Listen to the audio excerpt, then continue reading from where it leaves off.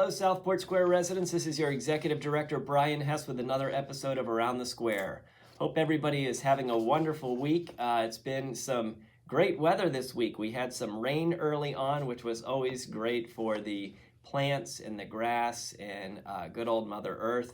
And then we've had some great sunshine as well. So very happy with where we've been sitting right now weather-wise. But give you a quick COVID update. Right now, the Department of Health for the state of Florida is showing an 8.4% positivity rate, and Charlotte County is at a 10.5% positivity rate. So we're still kind of in that 10% range, just haven't been able to seem to shake that yet. Our CDC is showing that the community level for COVID right now is at the green or low level based on their website, and that is the more up-to-date information. And their percentage of positivity for Charlotte County is 8.3%. So maybe we're seeing a little bit of a, kind of step down from that 10% range, and hopefully we'll continue in that trend. The community transmission level, which is just how much it's being transmitted here within the community, and that's what we use for our healthcare center. And as far as whether we have to be wearing masks or not in the healthcare center, it's currently at orange or substantial. So that means it's high. It is not like the highest it can get, but it's pretty high. And so we don't actually trigger the masking in the healthcare center until it hits a red or high limit. So at that substantial level, it means that it's definitely escalated. If it goes one more step further, then we will be back to masking in our healthcare center for our staff and visitors over there. Currently on our campus, we have one positive resident and one positive staff member. That's it. That's a wonderful news. I love to hear that, given the fact that Charlotte County is still hovering in that 8 to 10% range. Pretty great that we've just got the two folks currently on our campus. We've seen over the last several months that number has been relatively low almost consistently, meaning that if we do have a case, it's usually one or two cases here or there, which is good. We haven't really seen any community transmission here within Southport Square. We've usually seen onesie twosies where folks have gotten it. So to give you some hurricane updates, the blue team currently working on the interiors of the buildings, and they are looking to have that wrapped up and completed right around the end of May is what their scheduled target dates are. Some of the work has been progressing pretty quickly. I know we've had a couple of little delays or bumps in the road as we've worked through specific individual apartments, but the good thing is that they continue to work even if we do have a delay in one particular apartment for whatever reason.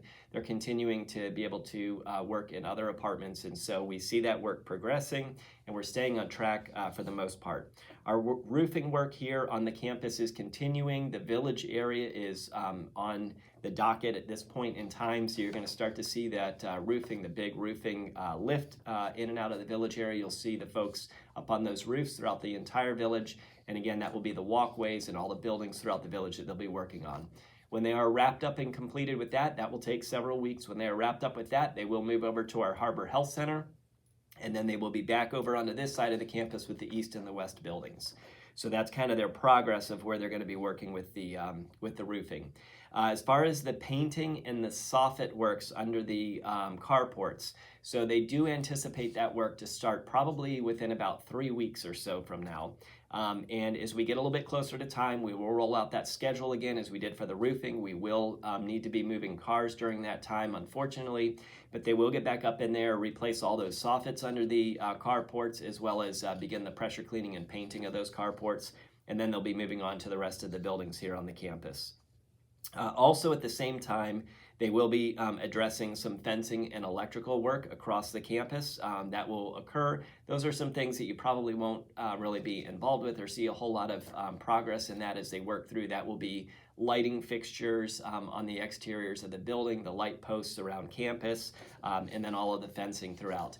The only time that will impact residents as far as the fencing goes is when they get in to address the pickleball and tennis courts. So will be a period of time where they will be working in there, and we'll have to coordinate that with those folks that use the courts over there. The lanai screens and vinyls are estimated to begin in about 2 to 3 weeks. Now what that means is they're going to be coming in for almost every single apartment on our campus. It will be most apartments except for those that have a damaged or a heavily damaged or destroyed lanai. But if your lanai is intact, they will be coming through to replace the vinyls and the screen in those lanais. And so with that work, right now, that is about 2 to 3 weeks out. They have ordered the materials and they're just awaiting for that arrival, and then they can begin scheduling that work. What their plan is to come into the apartment one day. They will come in, they will remove the panels out of the lanai, which would be the screen and the vinyl panels, and they will take those back to the contractor's manufacturing of their plant, their office where they work out of. They will rescreen and revinyl those at their location, and then they will bring them back and reinstall them into your lanai. So there will be probably 2 days or so where you will not have any panels in that lanai. They will bring those then back and reinstall them. So that's going to be the least amount of disruption to you all as residents in those lanais, where they can come in, take them out in an hour or two, and then bring them back and just reinstall them, as opposed to trying to do all of the work in the lanai over those few days. So we'll be working on that in the schedule to let you all know when they'll be coming to your apartment and working through that. The windows, another great question that we get a lot is, the windows are still awaiting the county approval for the permitting process to say those are the windows that we're going to use.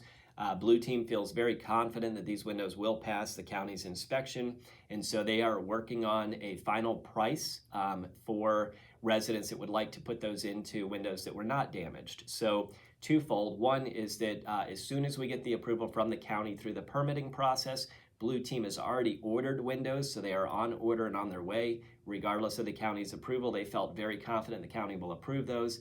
They will begin the install once they do have the approval and the permitting to move forward. And that install will be for all of the damaged windows. And we have sort of a priority list of areas that we want to start in, and then we'll go back and probably just work top down in those windows.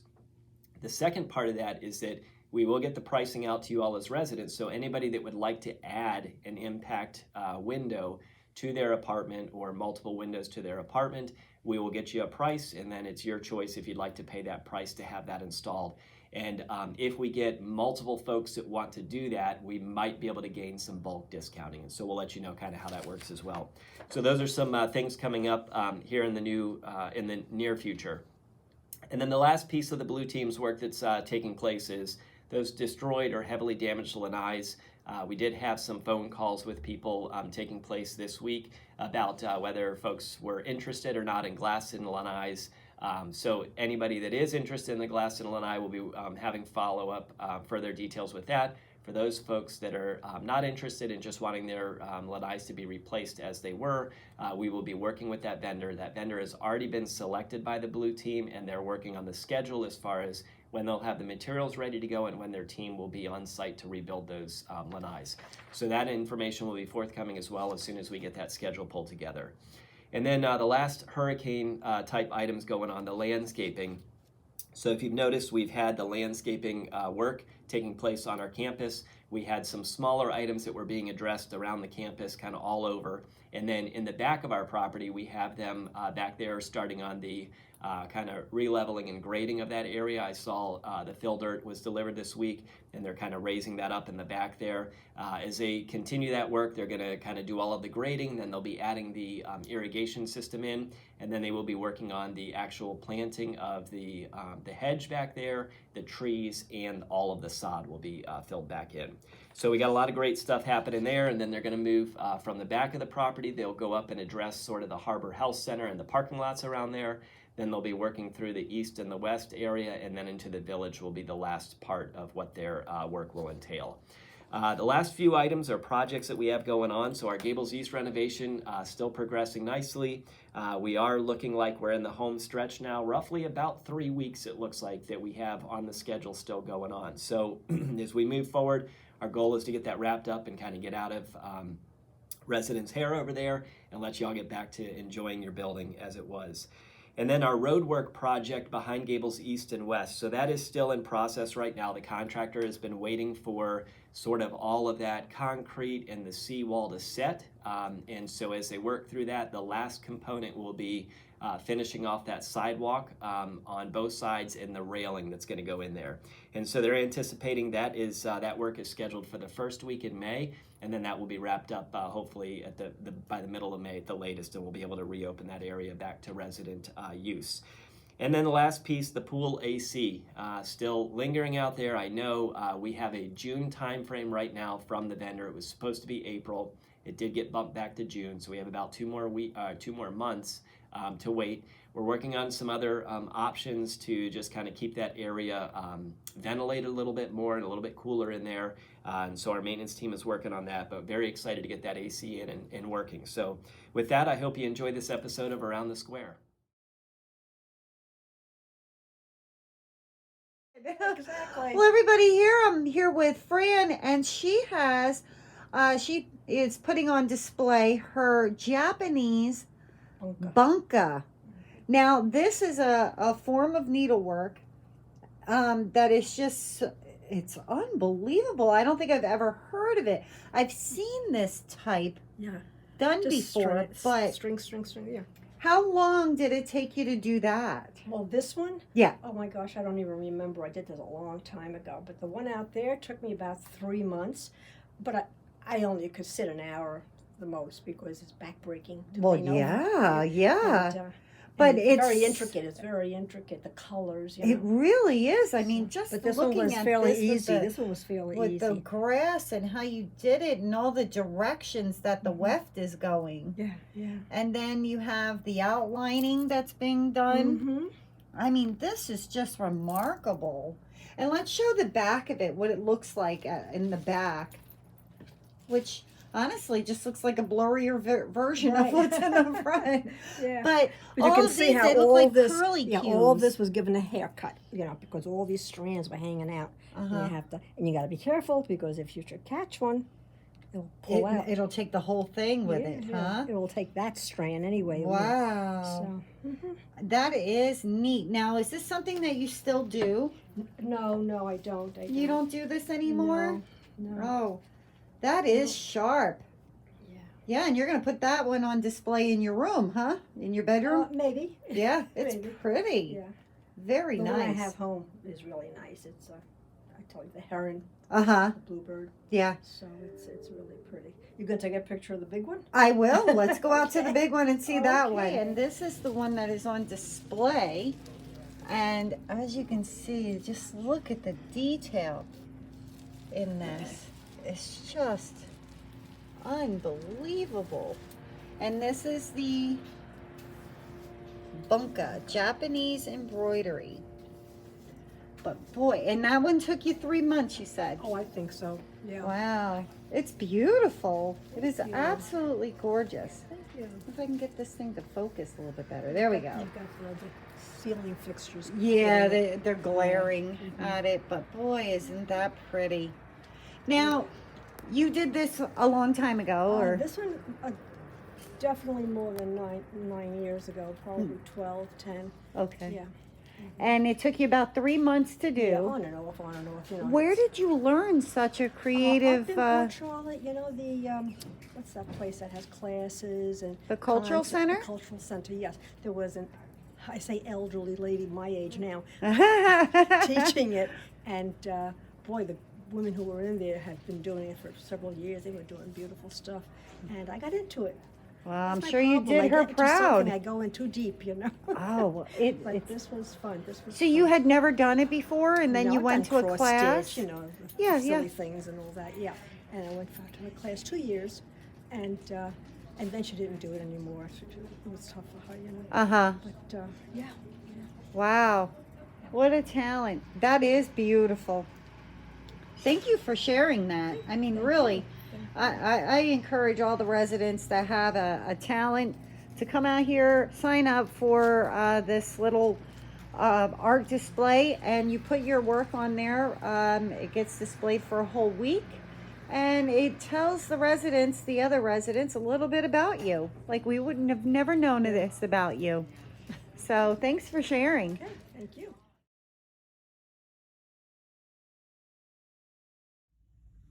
Hey everybody, it's me again. Here to talk about all of the water shutoffs that have been happening in Gables East. Well, the problem is we're finding is many of the water shutoffs are failing or just non-existent. So what we have to do first, before we actually fix the leaks in the pipes, is actually replace the water shutoffs. We happen to be in an empty unit right now where you can see the water shutoffs, and this is some of the problems that we're having, not only in the units and the apartments themselves, but also in the common areas. More to come.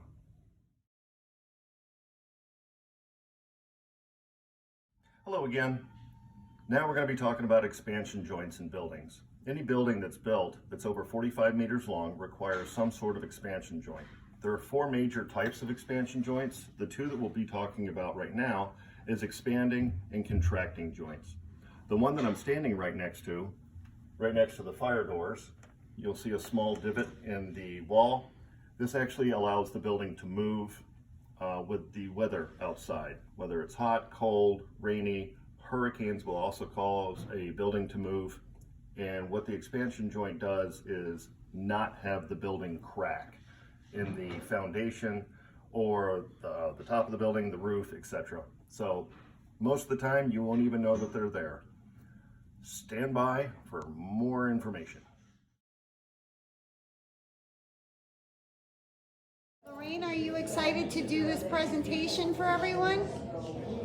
I'm so excited that I can't express myself. I'm so happy that these many people showed up, and I think we're going to have a good time, and we'll all be blessed because of what the holidays signifies. Both holidays change the course of our history, and people are not aware of it, and that's why I'm here. Oh, well, I wish you luck on your presentation and enjoy yourself. Thank you. Enjoy yourself. And look at that beautiful smile. You are smiling ear to ear. Now I can.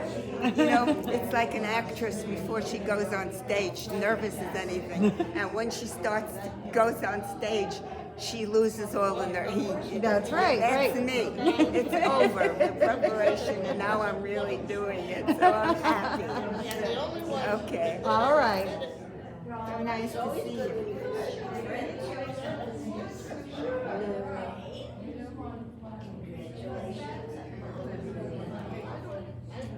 My name is Lorraine Postel, and I'm so delighted that you came, that you wanted to learn more about your Christianity or Judaism.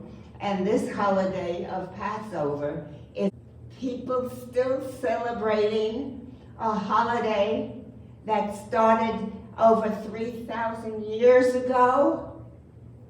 Okay. It's funny. It called for a lamb shank, and in order for me to get a lamb shank, I had to go and buy one, and I couldn't find one. Would you believe on the menu a couple of weeks ago was roasted lamb shank? So I had my lamb shank. Isn't that funny? The Southport Square fed me, and I ate it, and it was delicious. Okay, let's go over some of the symbols, and you can taste or not, it's your decision. We're going to go, and this is plastic. Usually they're very beautiful. I had one, but when I moved here from Florida to from New Jersey to Florida, I had to get rid of so many things. I just didn't have enough room. So I bought one, and let's start with. We started with the lamb shank. That's traditional on the Passover plate. And every table, well, it's usually a long table. First of all, let me tell you about Jesus celebrated his Passover, not the way we see in pictures. They sat very close to the floor, reclining. And the costuming was done in the Middle Ages. the Last Supper, they had no idea, those people, how the Israelis dressed, how the Israelites dressed. They did not dress like they did. Completely different. And most of them, the Semitic people, the Arabs, the Israelis, are dark-skinned. And all of the pictures there are blue-eyed, blonde, light-haired people. Wrong. They didn't know any better. Okay, so they were on the floor and reclining, because at that time, reclining was only for free people. Free people. They had the comfort that free people have. Okay, so this is the Seder plate. Now the first thing, you have 2 little cups with 2 different spoons. Don't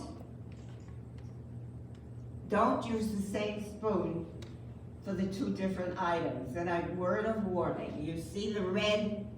This is the bitter herbs. You see it? It's horseradish. Red, horseradish is white, but they rub beets in it too. Okay. This will clear your sinuses. I warned you, I'd like you to taste it. And what we do, on your table, you have matzah. There's one sheet of matzah made with, what is leavening? Is something that makes the bread rise. When the Jews had to leave Egypt in a hurry, they had to take food, they had to bake, but they didn't have the time to wait for the bread to rise. So they just used flour and water.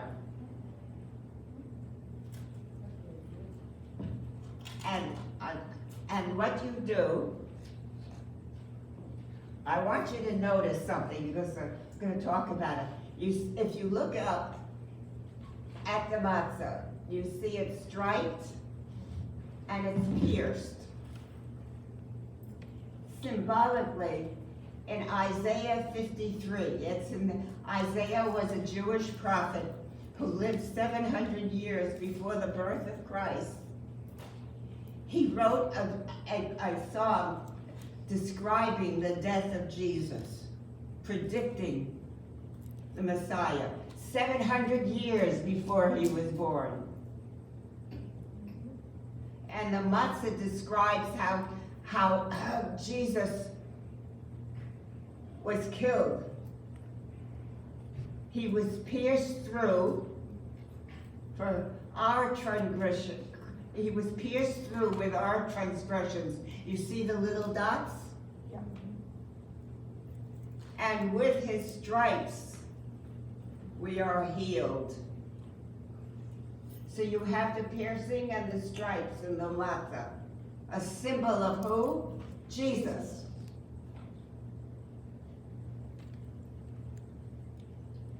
Okay, now let's take, you want to take the bitter herbs first, and then we can talk about the haroset. The haroset is a mixture of apples, cinnamon, nuts, and grape juice.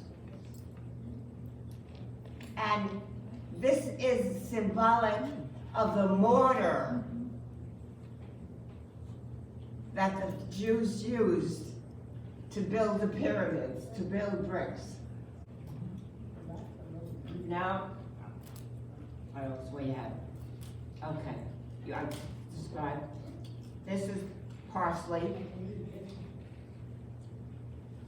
Parsley reminds the Israelites when they first got to Egypt. Remember Joseph? Joseph became a Jewish, who was an Israelite, who became very important in Egypt. and as a matter of fact, his power was, he was very, very close to the Pharaoh, the king. And the Jews had experienced 400 years of really joy and peace because of Joseph. Then what happened? They multiplied so quickly that those Israelites total maybe a million and a half, and they were being overrun. So this reminds them of the beginning of their stay in Egypt, and then usually, and I didn't have it today, there was some salt water that they dipped the parsley into to remind them of the tears they shed. So it's very symbolic. Joy when they first got there, and tears. Very symbolic. Okay?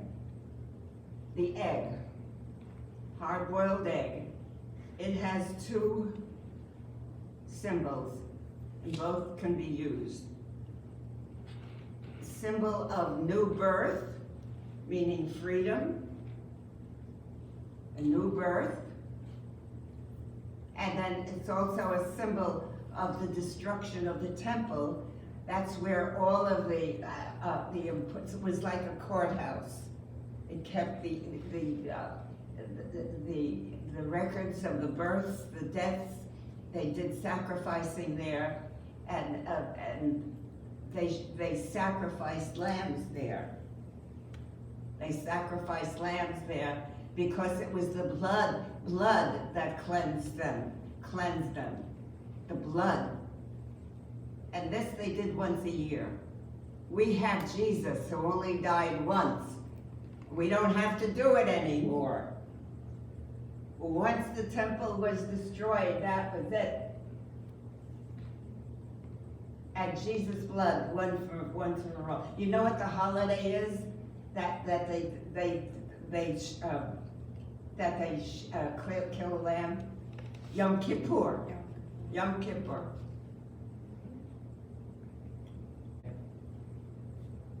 Now, the wine.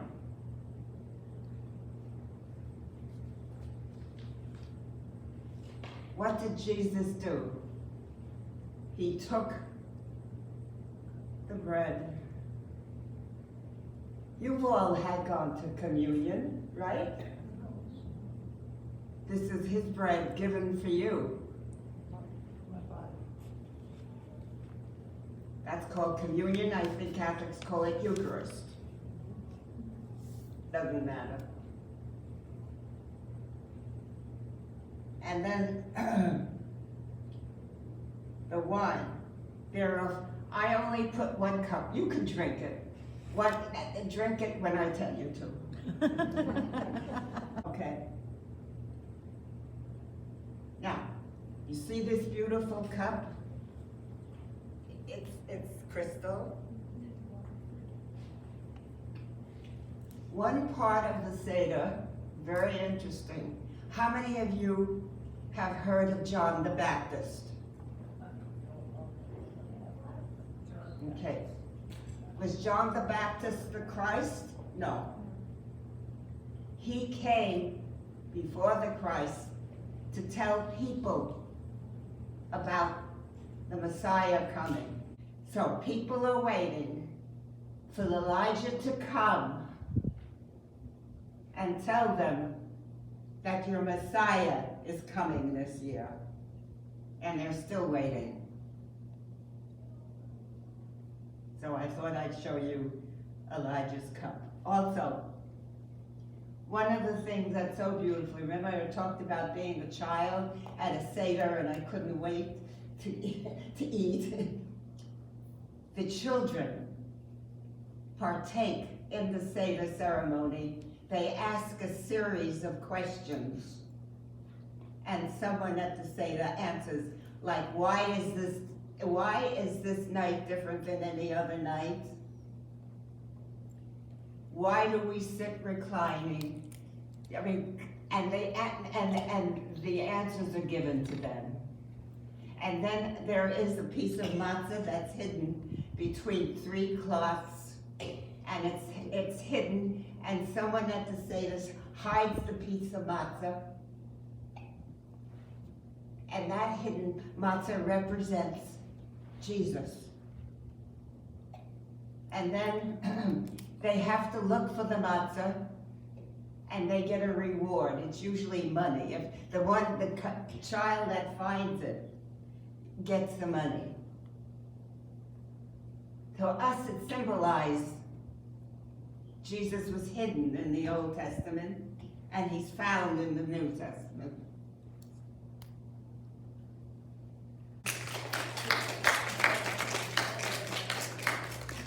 She can do it next year too for us. All right. Well, I hope you enjoyed this episode of Around the Square, and I hope you have a wonderful weekend. Hey, Brian. All right. Joke time, huh? It's joke time. Okay. Hit me with it. So actually, Judy Davis here in West, she told me this joke, and she says, I've only told you and Pat Roberts. Okay. All right. And So- after she told me the joke, about 5 minutes later, I run into Pat Roberts, and she told me the same joke, and it was fun. Nice. I thought it was funny. Excellent. Yeah. All right, you ready for it? I'm ready. So if you don't laugh, it's no one's fault but Judy Davis. All right. So a man was cutting his hedges, and he accidentally cut off a cat's tail. The cat was hiding in the hedges. Okay. Yeah, that's not the joke. Okay. Right. All right, That, well- that doesn't sound like Well, a joke. anyway, he cuts the cat's tail off, and his neighbor comes running out, and he says, "Oh my goodness, do you want me to help you take it to the vet?" Mm-hmm. And the man says, "No, I'm gonna take it to Walmart." He says, "Walmart? Why would you take it to Walmart?" Yeah. The man said, "It's the nation's biggest retailer." Oh, retailer. Okay. Hey, I like that one, Judy. That's excellent. You know, I guess maybe you could retail something. Yeah, So, you could retail it. Yeah. yeah, So all right. now the terrible jokes has been totally redeemed Yes. by Judy Davis. Thank She you, has Judy. saved the day. Yeah, thank you. I appreciate it. You know, where I thought that one was going was all those things around the edge of a lake called cattails. I was like, all right, well, I guess that's where they came from. It was just all the people cutting cats' tails off and putting them on a stick on the side of a lake. But no, totally different. Retailing it. Yeah, All right, go to so- Walmart, get all right. get a retail. All right, wonderful. Well, I think I'm going to start buying things a little bit more retail and not so much wholesale going forward. So, all right, have a wonderful Hey, you don't want week. holy tails. That's right, exactly. Yes. Have a wonderful week, everybody.